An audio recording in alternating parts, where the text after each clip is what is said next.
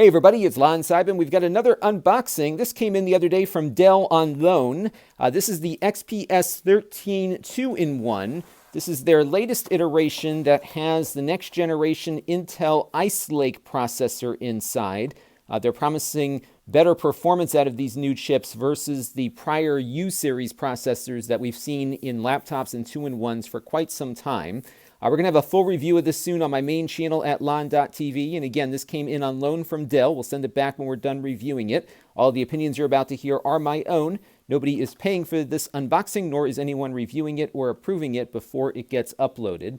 Now, the one that they sent us is kind of in the mid to high range of the line. This one costs about $1,500.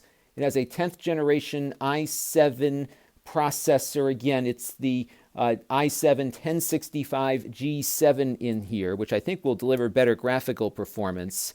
It also has, I believe, if I can check my specs here, it's got 16 gigs of RAM and a 512 gigabyte SSD.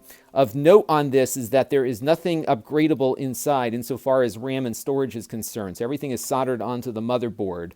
So you need to choose carefully when you buy it because you cannot upgrade it after you purchase it. The display, though, looks really nice. Very thin bezels that we've seen on many other Dell laptops. What's interesting is the bezels are thin at the bottom and on the top, and they managed to get the webcam in at the top. Prior iterations of the XPSs I've looked at have had the webcam at the bottom, and it kind of shot up the nostril there, so this is a nice improvement.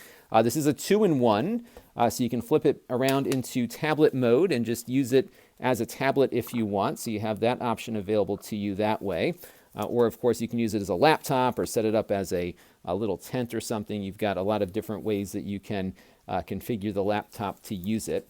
Again, I'm really pleased with the display. Very nice and sharp, really good viewing angles on it. Look at that. So, looks pretty nice so far. It doesn't feel all that heavy. Again, we'll have all the full specs and weight and everything in the full review.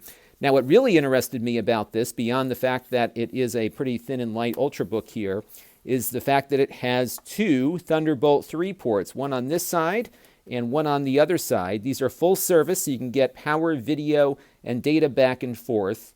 And they're also 4-lane Thunderbolt ports, so you'll be able to hook up an external GPU to this if you want. You've got a micro SD card slot in here, and then you've got a headphone jack on the other side. This is not fanless, so you will have a little fan that'll run, and again, we'll test out the fan noise when we do the full review. So be on the lookout for all of that, but it feels like a pretty nicely constructed device here. Pretty good all around, and I believe the keyboard is backlit as well. So again, we will take a closer look at all of these functions very shortly on that. There's some other stuff here in the box, so let's see what is in here. We've got a little instruction guide here, and then in the other box that it shipped in, there's more stuff to take a look at, which I'm assuming is going to be our power adapter. Now, apparently there's also an active pen that's optional that you can get for the laptop here as well. So let's see if they included that. I think they did. So this is the pen, I believe. Let's take a look. And this, again, you have to buy this separately. But this is the active pen. So we'll test that in the review. And then we've got the power adapter. Not very large. This is a 45-watt power supply. So if you have a dock or something, you can connect it up with that. I don't know the wattage of the processor. I'm assuming it's probably the 15-watt variant, but I will ask Dell for that information when we do the full review. This is my US power adapter. It looks like this will work in both the US and overseas, and it does. So you got that. And then they have this little guy you can plug into the front of it if you want to have a more compact adapter. So you can pop that on like so, and then you have this thing that flips out for, again, a more compact kind of scenario here. But you can use any USB-C power source here. And one thing I just missed as I was going through the box here was a little USB-C to USB-A adapter. That'll come in handy if you need to plug in some other USB devices to your machine. Hopefully they ship this with the regular shipping laptops as well, so be on the lookout for that in your box. So that is the Dell XPS 13 2-in-1 unboxing.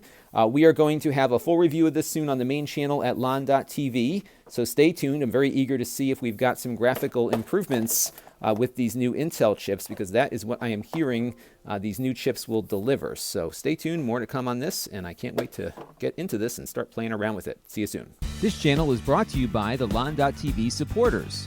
including gold-level supporters the Four Guys with Quarters podcast: Chris Allegretta, Tom Albrecht, Brian Parker, and Kalyan Kumar. If you want to help the channel, you can by contributing as little as $1 a month.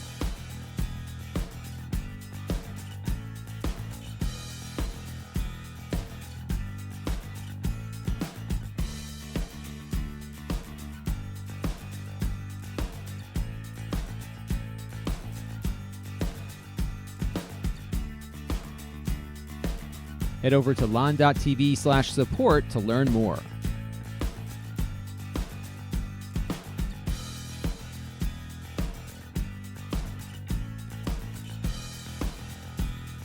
And don't forget to subscribe. Visit lon.tv/s.